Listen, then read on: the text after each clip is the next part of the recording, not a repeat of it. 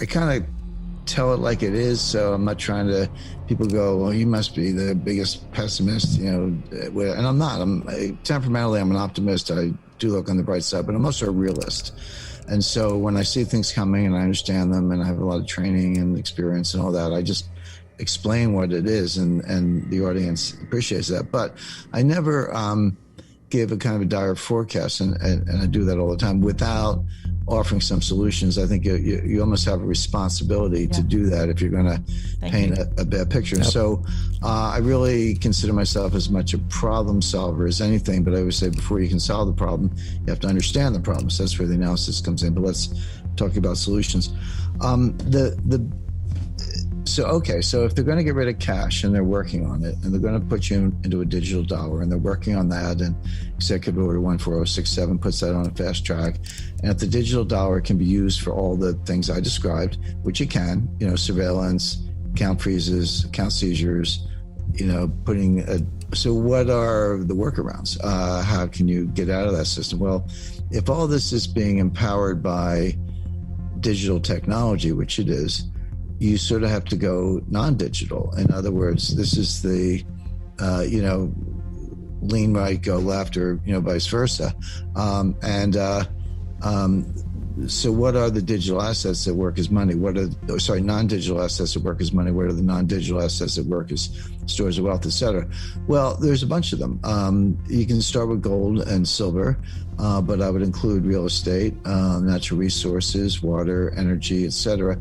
And you can even do some of this in the stock market. I'm not. I think stock market is going to go a lot lower, so I'm not saying run out and buy call options on the S&P 500 index, but I'm saying there are sectors that I think will outperform, starting with the energy sector. But the first thing you need is a certain amount of gold and silver, and don't buy. If you want to trade or get price exposure, that's fine. It's up to you. But if you're trying to preserve wealth and sort of get outside the digital dragnet, which is what we're talking about, physical gold bullion. I've always recommended the 1 ounce American Gold Eagle, but more, and I still do. It's a good store of wealth. But I also think in terms of practical terms, like what about a world where the power grid's down, the electricity's out, or the digital state has become so pervasive that you don't want to be part of it, et cetera, and you still got to buy food for your family. The quarter ounce American Gold Eagle is really interesting. It's 8 grams. That's what a quarter ounce, is a quarter ounce is.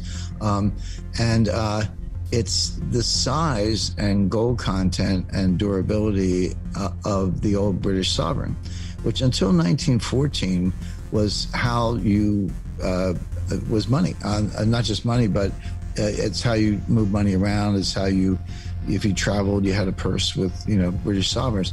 Those are like 7.9 grams, but basically the same thing. It's a quarter ounce. And the reason is the 1 ounce coin, and again, I do recommend those as a store of wealth, but at the market today, they're worth, I don't know, $17.50 an ounce. It's been up to 2,000 recently. It could go lower or higher, but just take 1,800 an ounce as kind of a central tendency. Well, that's a lot of money. That's a lot of groceries. It's probably more than you need, whereas the quarter ounce is closer to $500. For that matter, a 1 ounce American Silver Eagle is about $20, $21 at the market. There's a little premium when you go out and buy them, but so 10 of those is $200. So and by the way, when I was a kid, we had silver dollars. Your grandfather wanted to give you a 10th birthday present. He gave you 10 silver dollars in a sack. You're like, thanks, Grandpa. Right. But that was money good. That was they were in circulation. You can't find them now because everyone's put them in collections. But so the American Silver Eagle 1 ounce worth about $20. The quarter ounce Gold Eagle worth about $500. Those are really practical forms of what we call in Philadelphia walking around money. I mean, you can actually spend those. You can walk around with it and you can buy stuff. But my point is they're not digital. So now all of a sudden I go to, if I'm in a rural area, know your local farmer, and you go down there and you want blueberries or tomatoes or corn or fresh bacon or whatever. there'll come a time when they'll take that. They'll say, yeah, okay, I'll take, we agree on a price, but they'll take it in silver coins or gold coins, because they're thinking the same way you are. It's not like you're the only person who's trying to get out from under the digital dictatorship. So you'll find willing buyers and sellers, more and more people doing this, and then it'll gain currency, no pun intended. And so that's a good solution. There's a lot of misunderstanding about what Roosevelt did in 1933. He did make gold contraband. You're right about that. But they say, well, he confiscated all the gold. Well, he didn't exactly do that. What he did, he ordered Americans to hand in their gold, but he gave them $20.67 equivalent. That was the price of gold at the time, $20.67 an ounce. They call it $20 to round number. He gave you $20 an ounce for your gold. So, and by the way, that's required under the Constitution. Read the Fifth Amendment of the U.S. Constitution. The government is allowed to take property, but may only do so for a purpose and only upon payment of just compensation. That's what the Fifth Amendment says. So the government can seize property, but they have to have a good reason, and they have to give you that amount of money. And Roosevelt did. Now, it was an insider trade because he knew that he was going to devalue the dollar, raise the price, ended up being $35 an ounce. And what he was thinking was, well, if we're going to raise the price from $20 to $35, there's a delta there. I want to capture the money for the government. I don't want American citizens to make out on this. So he bought all the gold at $20, then raised the price to $35. And the U.S. government got the profit. And by the way, that profit was put into something called the Exchange Stabilization Fund, which still exists to this day. It's a slush fund in the billions that can be used by the U.S. Treasury without congressional approval. See, when the Congress ratified this in the Gold Exchange Act of 1934, they said, oh yeah, you got this Exchange Stabilization Fund. You can do whatever you want with it. You don't have to come back to the Congress for an appropriation. In 1994, during the Mexican financial crisis collapse, the so-called tequila crisis, Robert Rubin, who was the Secretary of the Treasury at the time, went to the Congress and said, you got to bail out Mexico because of banks, U.S. banks. And the Congress said, are you crazy? We spend taxpayer money to bail out Mexico, get out of here. And Rubin went back to the Treasury and he used the Exchange Stabilization Fund, which was the profit from the 1934 insider trade, to bail out Mexico in 1994. And it's been used since. So that money is still there, that original insider trade. But my point being, Roosevelt was bound by the Constitution to give people something, and he did. So now let's come forward to the future. So let's say the government wants to repeat that process. Well, last time I looked at the Constitution, which was a couple of days ago, it hadn't changed. They still have to do that. But here's the difference. Roosevelt could pull off his stunt, his insider trade, because the price of gold was pegged at the time. He changed the peg, but at the beginning and the end of the process, it was pegged.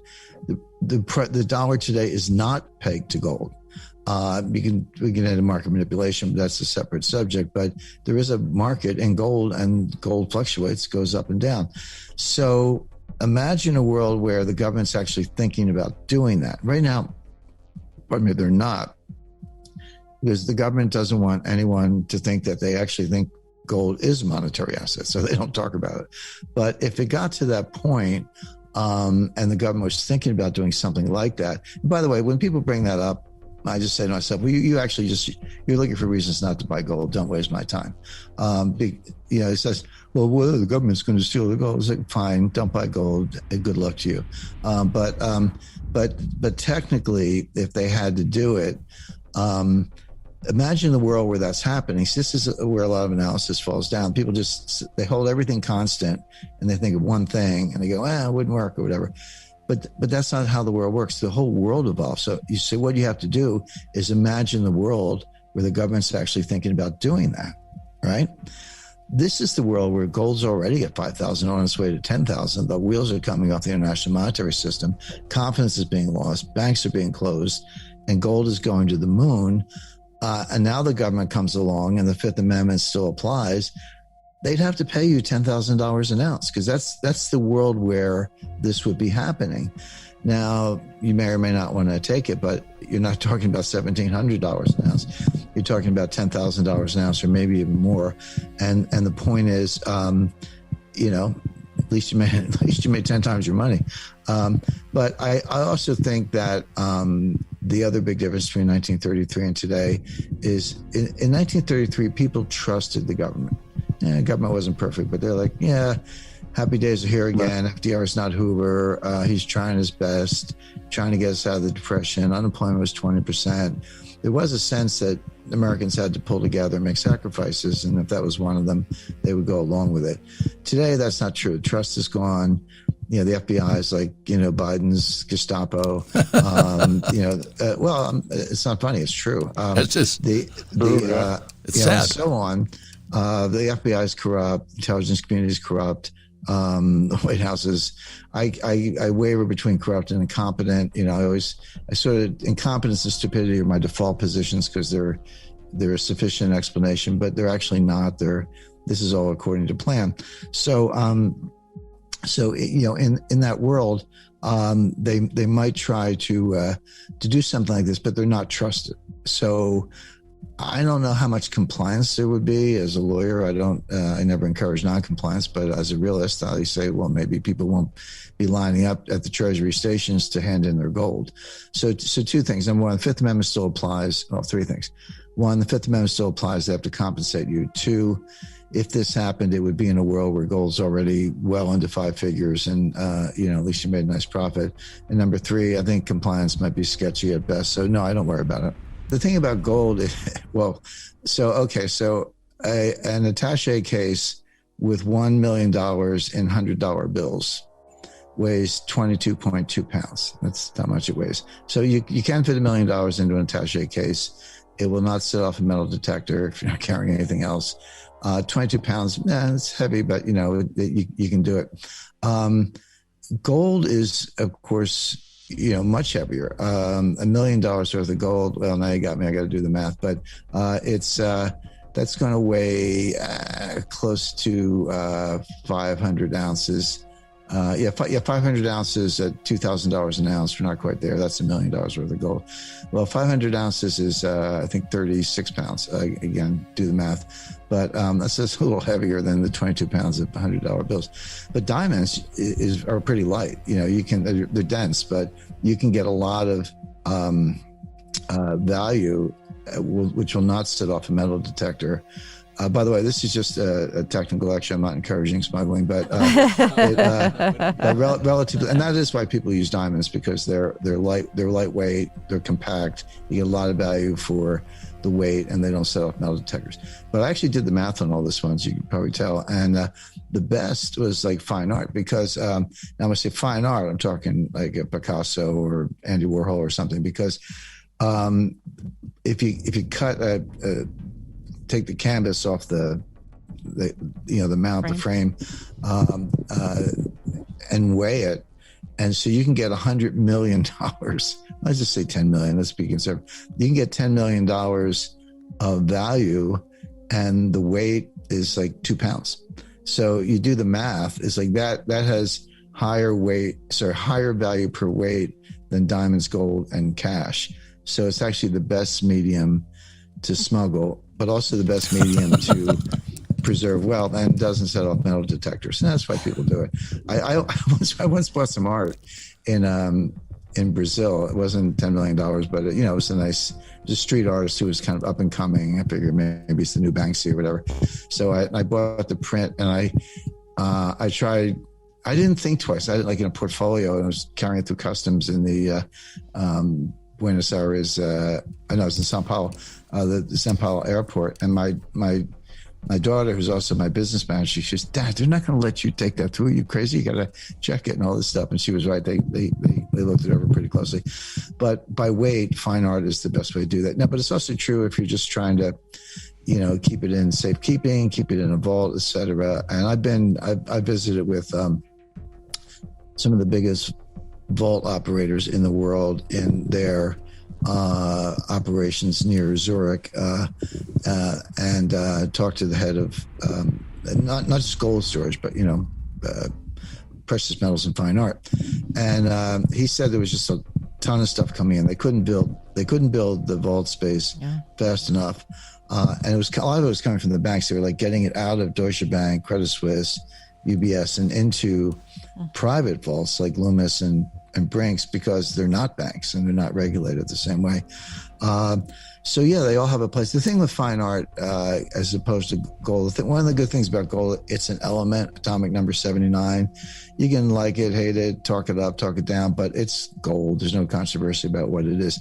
Art, the valuations are subjective, they're variable, and I think if you want to use it as a store of wealth, you really got to be talking about what I call museum quality. So, Picasso, Andy Warhol, Marcel Duchamp, Basquiat. I'm not a big fan of this Damien Hirst guy, but fandom doesn't matter. But it sort of has to be that quality, because if it's not, museum quality knows, because if it's not, it's going to be off the run, and you're always going to rely on a dealer, and there might not be dealers in the world we're talking about. So yeah, fine art has a place, but it's got to be really, really good, what I call museum quality. It's we put a lot into it. We've actually I do about 5,000 to 6,000 words a month. It comes out monthly.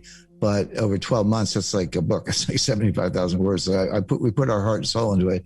But we've recently expanded the list of other contributors. And now, yes, I still do my flagship, my anchor article, 6,000 words. But we have Byron King, who's a great, mining and also military expert. George Gilder, one of the great futurists of all time, and others who are contributing to this, so you get even more, and it's a good price point. We have other more expensive publications that we hope people consider, but Strategic Intelligence is a good starter. And then at the end of November 29th, my new book, Sold Out, will be available.